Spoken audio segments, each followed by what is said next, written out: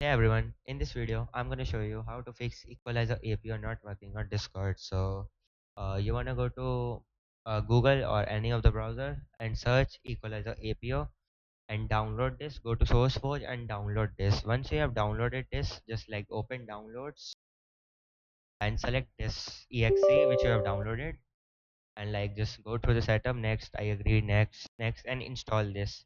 I already have done that, so I'm not gonna rerun it. So after that, once you have installed it, just go to device selector, run this, and then don't touch any of the playback devices because we are not gonna be using any of the playback devices.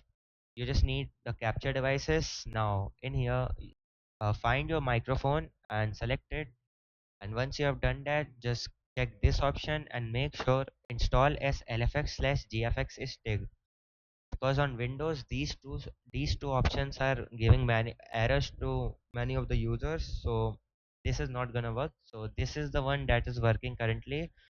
So like there will be a button like OK. You just have to press OK, and yeah, this should fix your Equalizer APO and process the audio. But for Discord to work, you need to press Windows plus R, go to percentage app data percentage, and go find Discord, go to settings.json, and in audio system subsystem there will be experimental. Actually it will be set to experimental by default. So you want to set it to either standard or legacy. Once you have done that, save your file, right click, properties, and set it to read only. After that, just restart your Discord, and now your Equalizer APO should work with Discord.